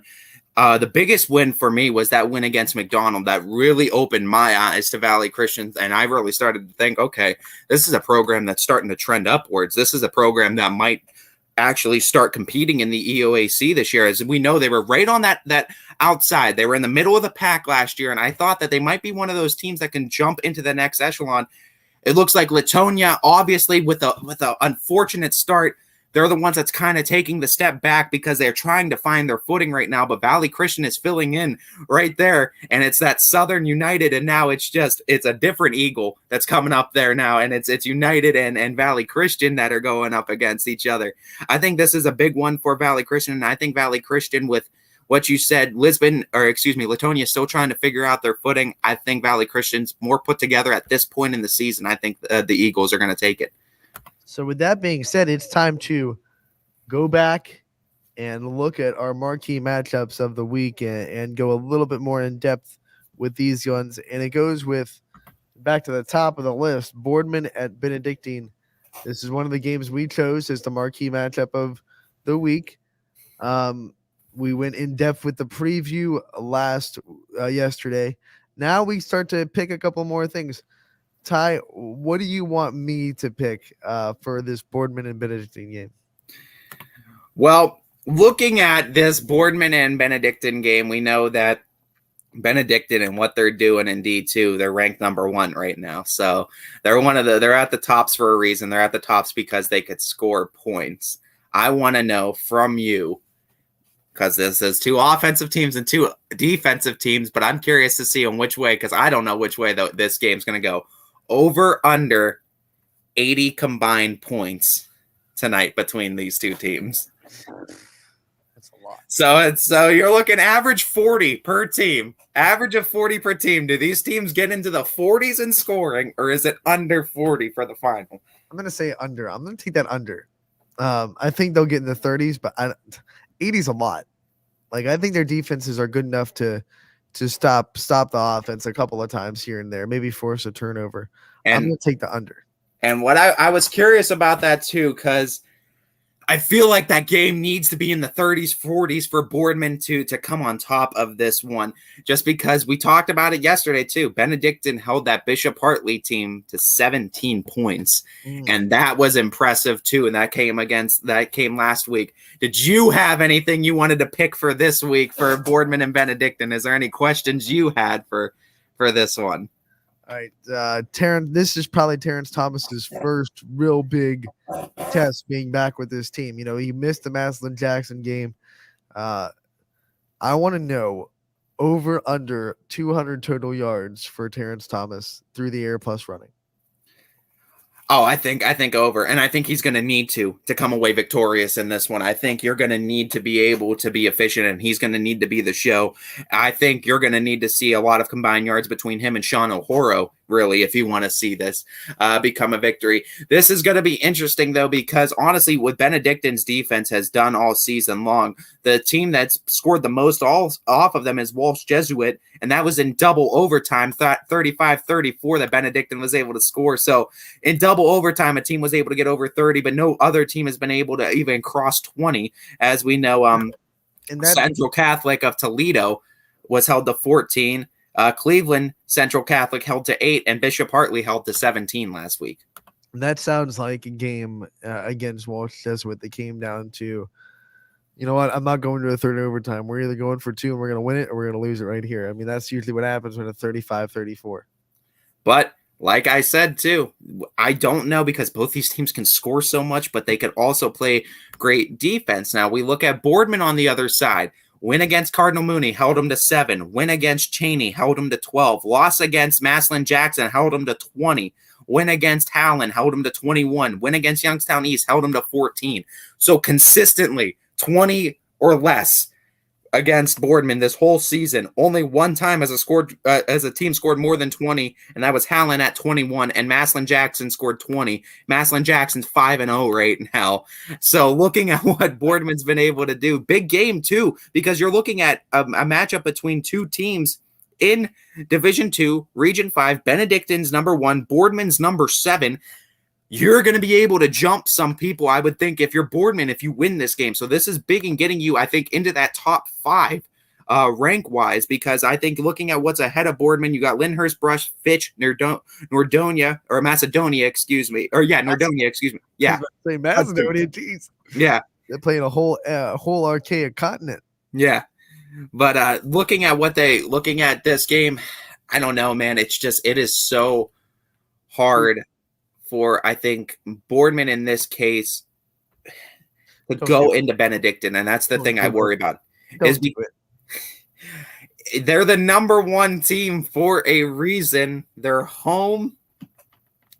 But I don't know, because Boardman, this is where it slips me up too, because I see what Boardman was able to do against Massillon Jackson, that is ranked number 3 in Division 1, Region 1, and that was impressive. And that was a 20-14 game. And Terrence Thomas, and Terrence Thomas wasn't a part of it. Their only loss is a Division 1 team. They haven't lost anything under that. I'm a Falcon faithful at heart, but I have to go to the Spartan country this time. Give me Boardman for the upset over number 1 Benedictine tonight. Good job, Ty. Good pick. I love it. One of the things that I think will be the X factor, I said this yesterday, I think Sean O'Horo is going to be the X factor, and how Boardman, he's going to have to stay patient with him. He's going to have his runs where he gets stopped for no yards, maybe gets tackled on the backfield. The Benedictine defensive line is very, very good, but you have to stay patient with using him to open up things in the passing game for Terrence Thomas. So I think Sean O'Horo is going to be the X factor. I don't think he gets a ton of yards, but I think he gets a lot of touches to keep that Benedictine offense, to keep their defense honest. I'm going to say, here's what I want to know, and this is my last pick, and then I'll pick the game. Over under 20 touches for Sean O'Horo. I'm going to say under. I'm going to say under because I feel like you're going to see that more in the realm of 15, because I just think that the run defense is going to be good, so good that it's going to be hard to consistently go with him. And I think those 15 are going to have to be spread out, like you said, to keep this defense honest. But I think Terrence Thomas has to have the ball in his hands a majority of the time to come away victorious, because I just don't think Benedictine has something to counter Terrence Thomas. Maybe on defense they might have to spy him, but I don't know of many guys that can go one-on-one with Terrence Thomas and come out of it. So I think Terrence Thomas needs to have the ball in his hands more. And I think if he does, I think Boardman can come away victorious.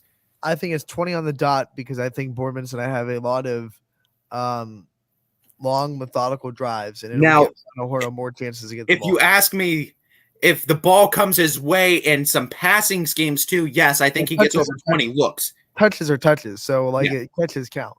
Okay, I thought you meant handoffs, like carries. I thought you were saying carries. Okay, I'm sorry. So yeah, I think if you're talking, because I don't think he gets more than 15 carries is what I meant. I think you might see 15 carries spread out because you want to keep that defense honest, but I think you're going to have to see them play action that a little bit, go to him through the air, go to him on some screen routes, go to him on some curl routes, stick routes over the middle too. Let him pick up yards that way if you need to, but I think he does need to be involved in this game plan almost every other down if you can. He's going to be a key factor in pass protection too. Everyone talks about his running. Obviously, he's a pretty good pass protector out of the backfield. So Benedictine has a good defensive line. He's going to have to stay in his lane and protect Terrence Thomas, reading the right blocks, hitting the right gaps, things like that.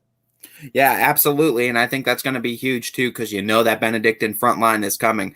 Does Boardman dare ask Coach Parker of Austintown how they beat Benedictine last year? I don't know, because I feel like Fitch has the book on him. Maybe I know we match up later. I know Boardman and Fitch are matching up later, but there's a book on Benedictine. It's out there. And then all of a sudden, here's Parker on the phone, and he gets one of his he pulls one of the Senate hearing moves where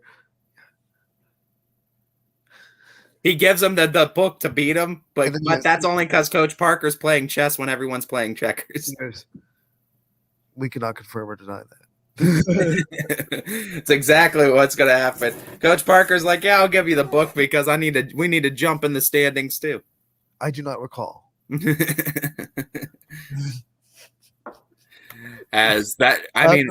going to pick Boardman, by the way, in this one to go on the road and get the win over Benedictine. Yeah, it should be an interesting matchup, though. I think Benedictine's going to be tough for Boardman, too. But if Boardman wins this one, I think they open everyone's eyes in D2 right now. Another interesting one is next on the docket is also right below them on the schedule. Brookfield going to Crestview. This is going to be a very good game. I think Crestview's starting to figure things out. Played a really good game against Liberty. And Brookfield, the Pulaskis, Craig, they look really good. They missed a week. But other than that, and then a tough loss against Springfield, Brookfield's looked really good this year. I think this is going to be a fun knockdown, drag-out, old-school football physical matchup.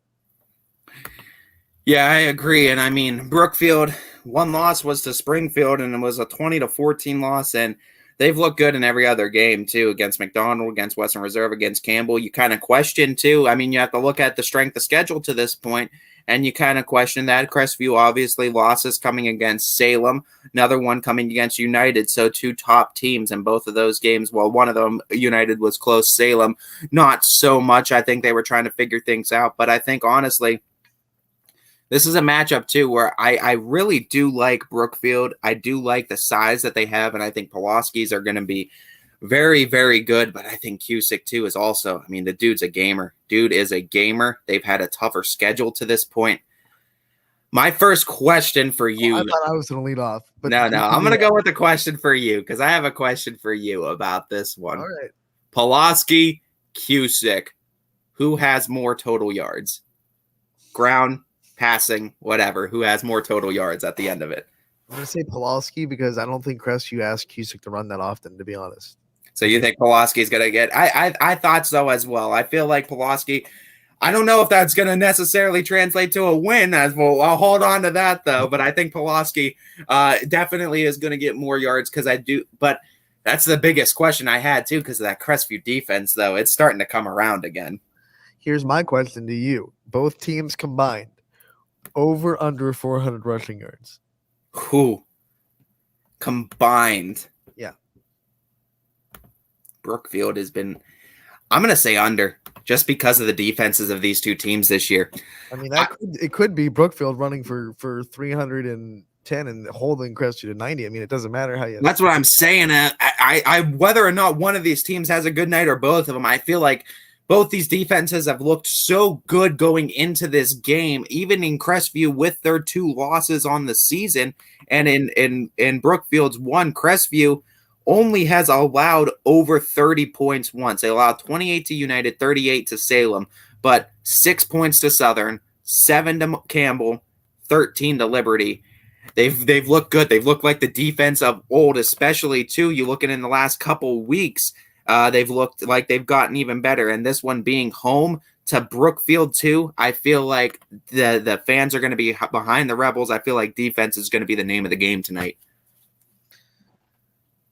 Yeah, I think so too. But then it's hard because both offenses have been pretty good too, running the ball so well. I think Brookfield's going to win tonight. I'm going to pick Brookfield, and I think it's going to be like a 28-24-ish type game. I think Brookfield just has more pieces and is further along in development. And I think that's fair too. I feel like this is a game where Crestview is looking at it. I think after the loss to Salem and that second loss to United when they were sitting 1-2 after week 3, I think everyone looking at Division 5 and Region 17 was counting Crestview out. And I mean, looking 1-2, they were saying, okay, this team's going through a rebuilding phase. And then the last 2 weeks, they did what they did. Cusick came around like I expected him to do, and Crestview's looking as good as ever. This is the game, though, for Cusick. The last dance for him too. It's Coach Cusick. It's Anthony Cusick. Mike, what do you think about the last dance? Yeah. Let's. This is the last dance for them too, and this is a notable victory that they need. I feel like to almost get them in that spot for the playoffs, where it's going to be hard to get them out unless a complete catastrophe and they fall apart second half of the season. Because Crestview right now ranked number 8. I think a win over a Brookfield would definitely put them up a little bit. I know you're playing down one division, but I still feel like that's good enough to put them up. I'm going to say Crestview, especially because they're at home too. And I know that this is going to be a win that Cusick needs, both coach and player. I asked Mike, and he said that since I picked Brookfield, Anthony Cusick took that personally. Yeah. So, I mean, you might see that too. You might see that. He's going to show you right now. But I think this is going to be a great battle too tonight. It's one of our premier matchups for a reason. Yeah, so I think I just like I said, I think Brookfield a little bit too much. Crestview's going to really compete. It might come down to a turnover here and there. It seems like every close game does, but I just think Brookfield a little bit too much for Crestview. Yeah, that's fair. That's definitely fair. I missed. Did you pick? Yeah, Crestview at home. I'm picking Crestview tonight. I'm glad we're splitting a little bit here. Yeah. Okay. I might be able to gain some ground on you. Yeah, you might. We'll see. The next one, we're going to go to Lisbon and East Palestine. Someone's getting a win. It's going to be a big night for someone. And what do you think? You've been leading off, so lead off again, Mr. Leadoff Man. Yeah, both these teams looking for their first victory of the season, and both these teams have had points where they've looked pretty good this year as well. And I mean, both these teams have showcased that they're able to score the ball a little bit more this year, and their offense is starting to put things together a little bit more. And I think both these programs looking for that win to build their foundation on, both East Palestine and Lisbon. But looking at this game, I was looking at it too, and I was trying to determine who needs the win more. And East Palestine, I know our proud owner loves them, and I know I love coming into Bulldog Country, and I know how much the East Palestine community wants this team to start getting on the right track. But I just feel like with everything Lisbon's been through this year, I feel like this is a case where this community, this team, needs a victory more. And I think they know what's on the line tonight. Someone's getting a win. I feel like Lisbon is going to put things together because I feel like it's a community that's still hurting. And I think there's very few times in sports where we say you need a victory. And I mean, there's instances where, yes, you need a victory to make the playoffs, but do you actually need a victory? This is a case where you feel like you need a victory for something more. And I think because of that, Lisbon is playing for something more tonight. I'm going to go with the Lisbon Blue Devils tonight. Derek says Lisbon by 10. I looked at the game that showed me a lot about Lisbon is the one right after their tragedy when they played Toronto. a very good Toronto team that's looking for a playoff spot. They were really competitive in that game and made some really good plays. I think Lisbon has what it takes. But before we get to picks, and you, I think the question I want to ask this, total points, because we did this, with a couple of other games, more or less, over under 45. I mean, that's a fair over under. That is a fair over under considering where these teams have scored. I think you could see over. I think you can see over because you're looking at both teams needing to score around 22.5. I know Lisbon has been able to do that, able to do it once this season, and that was against that Toronto team. East Palestine hasn't been able to do across that 20-point threshold yet, but they've looked good in some games too. Mineral Ridge and Latonia able to put some points up. I think this is going to be a case too where I think you can see over 45 points because I think this is going to be a competitive game down the stretch. I really do. I think so. My biggest question for you is I think this is going to come down to turnovers as well. I feel like in a game like this, turnovers are going to be the biggest question or the biggest differential that you need to win in. So I guess my question to you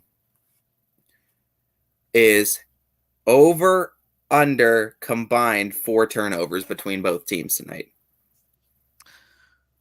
I think it's going to be right at that mark. You think you're calling even? You're calling even at 4? That's actually a pretty good number. I think 2 apiece. Maybe 3-1. Lisbon's really good at forcing turnovers, but they've been a little bit careless with the ball through the air a little sometimes. So yeah, I think 4 is actually a pretty fair number for both. And I feel like if you get higher than 4, then you start to say, "Oh, this game's pretty sloppy." I think 4 is a pretty fair number.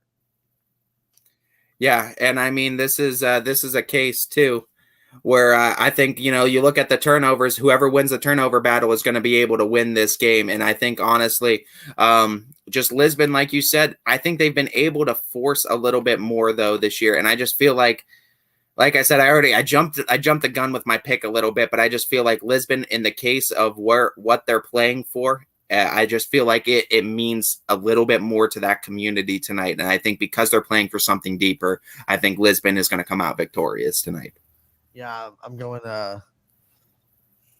Forks High, right? Forks High, raise the stakes. And Lisbon gets to win tonight. They get their first win of the year. And it'll be a big moment for the Blue Devils. Big moment for whoever wins it too. Right. Whoever gets their first victory, it would be absolutely huge. And we're excited for this one tonight because as excited as we are for the big games and those games that mean a lot in the standings and where teams are going to be seated in the playoffs, we also are excited to look at the programs that are starting to build with new names, new faces, maybe new coaches, maybe new people just in the program that are trying to build the foundations of these schools. And we love looking at it because this is the building block now tonight. It's not so much fun. I mean, this is a big game.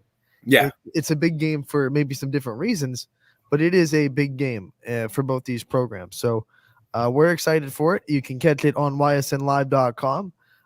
The Figley brothers will have the call.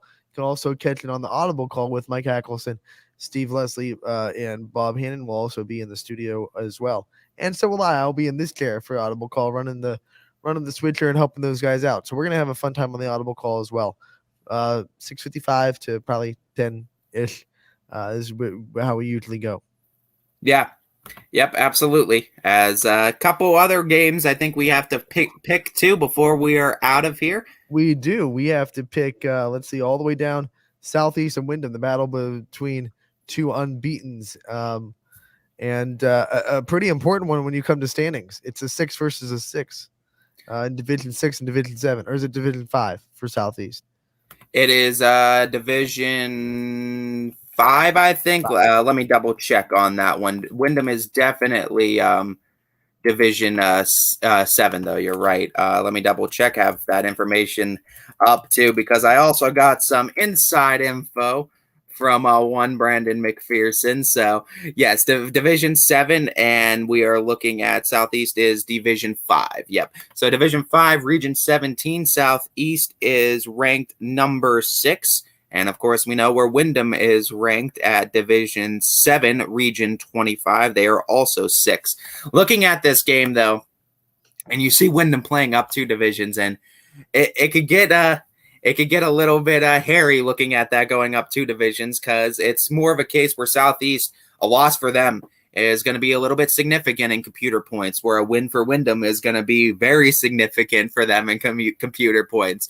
From what we know about the Bombers is that their defensive coordinator is there's going to be an interesting story to that. So Southeast runs a very similar defensive scheme to Garfield, and so there's some inside information there with the defensive coordinator from Wyndham that may know a thing or two about the defense of Southeast, and there might be a few tricks up the sleeve. I don't know, we'll see.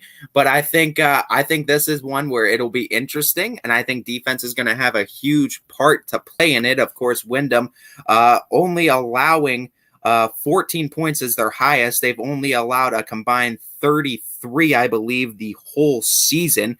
13 points allowed to Lisbon, 14 to Jackson Milton, 6 to Steubenville Central Catholic, as well as having a shutout this season. But, I mean, the schedule very favorable for Wyndham after this, too. And I think it's one where they can really put themselves in a good position to make the playoffs. But looking at Southeast and a little bit about what they faced, too, 5-0, of course, 40-14 against Hillsdale, 13-6 against Field, beat Champion in that 22-21 overtime, very similar to what they did last year as well. 13-6 against Field. Yeah, that's the same Field team that went to play Salem, right? And Salem just right. That's I believe so. Yeah, Mogador Field. No. I'm sorry, that's Firestone. Yeah, Firestone. I was gonna. And then a Rootstown team, they won 14-7. But I mean, Rootstown, they competed with Liberty, so that's Field though is 0-4 on the year, and they have a 13-6 victory. So 2 victories are against winless teams this year for Southeast as well.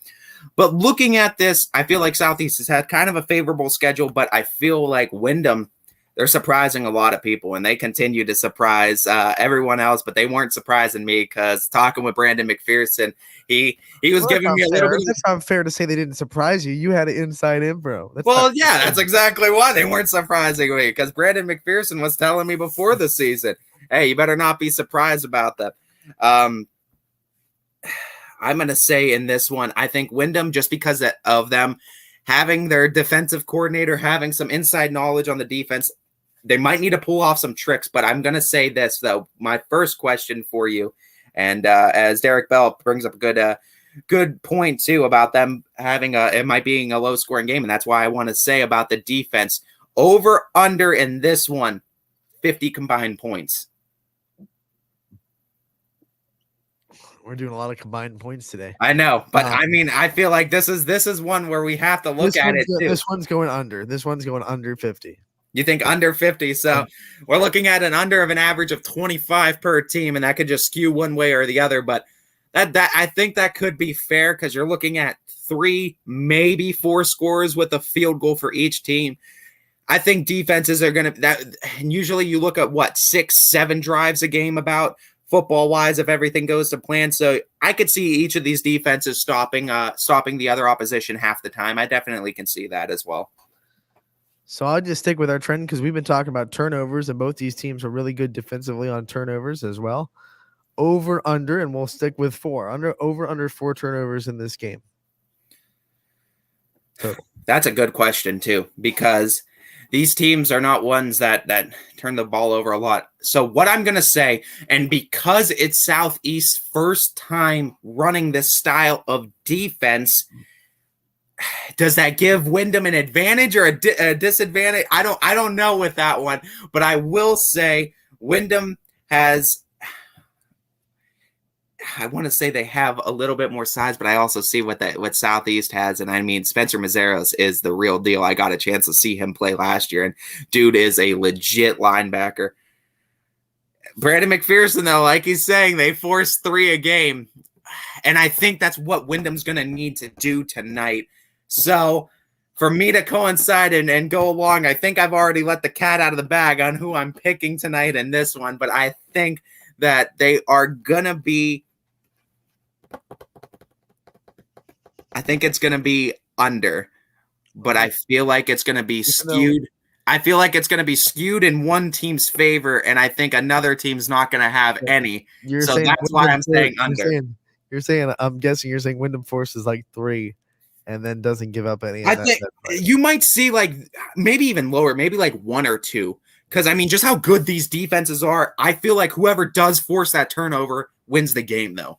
Honestly, whoever does force that 1, maybe 2 turnovers wins the game. We're hitting all at this end. We got to make our picks. Ty, what are you picking for Wyndham? I'm going Wyndham Bombers all the way. Upset the Southeast Pirates. Let's go, Wyndham.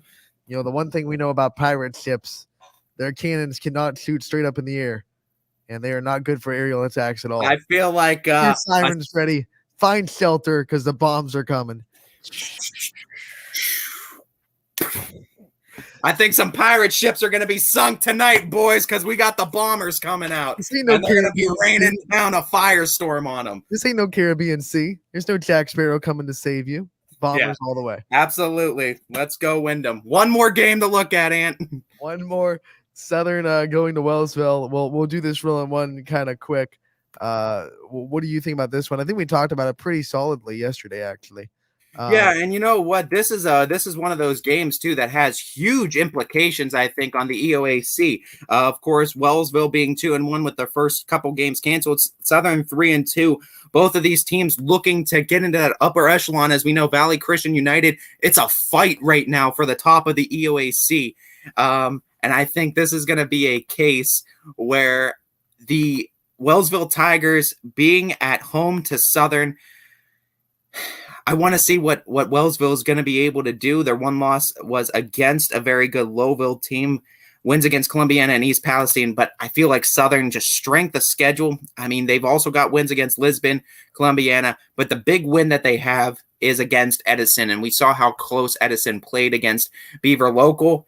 So I feel like Southern just has a little bit more to offer. I'm going with Southern in this one. Really?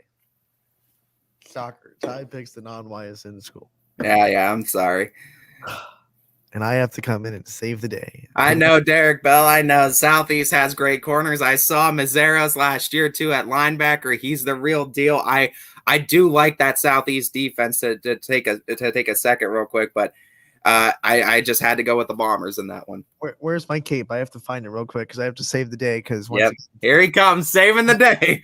Ends the show with a just absolutely devastatingly disgusting pick. No, I'm just kidding. I'm not that. It's not that disgusting. Southern's a good team. But Wellsville at home, they're putting things together. They're starting to find their way. They're 2-1 now after missing their first 2 games of the season. I think we're going to start to see what their identity is. Wellsville puts it together, gets to win at home. Go Tigers, go! And you won't see a South Range alum saying that too often. So, Yeah, honestly. Record it while you can, folks. You just got it. Yeah, screenshot it, record it, whatever. Wellsville will win this game, in my opinion, and that'll be a big win for them in the EOAC. Yeah, absolutely. As definitely going to be excited for it, as you could catch all these games free tonight on the network, ysnlive.com. As Derek Bell gets a tune in, we loved all the comments too, fans tuning in and chiming in with their picks as well, as we love Friday pick'ems here on Running Point. Today, the comment section brought to you by Boardman Mitsubishi has just been rolling, and we love it. We want to see that every day. Yeah, come on. And I mean, we love Friday pick'ems too, because I love when people come on and join on with us too. Because I mean, looking at all kinds of area teams, it definitely is going to be a fun night, fun week 6 in the Valley. Real quick before we go, because the big dog ends tomorrow at midnight, let's just look at where we are at, because we like to keep an eye on our voting and help YSN Nation out. So for the football right now, it is at 18,408. And for the volleyball, it is at 66616. So underperforming a little bit. They need to do get out there and vote for your big dogs right now, as there is 6 and 6 from each. Of course, we know we talked a little bit in depth about the big dog nominations before. Again, we got Devin Sherwood from Fitch, Rockland Butera from Crestview, TC Caffrey from Hubbard, Jack Fulton from Poland, Brock Lowry from Canfield, Stephen Morrow from West Branch on football. And then on volleyball, Elena Scavina from Mooney, Blake Thomas from Sebring, Jamie DeSalvo from Howland, Presley Stokes from Wellsville, Peyton Slavesco from Hubbard, and Montana McGranahan, say that 5 times fast, from Garfield.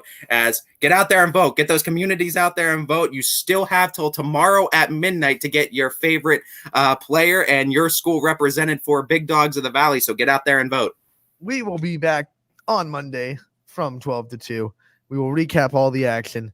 And coming up next is the Casual Sports Podcast from 2 to 3. And then the Power Hour from 3 to 4. And then we roll right in to the Audible call at 6:55-ish. And we'll have you covered with all the games, all the touchdowns, and all the fun on Audible Call. Tune into games, tune into Audible Call. It doesn't matter. YSN owns Friday night, and we will see you on Monday after all the action has completed. Yep. See you along, everybody.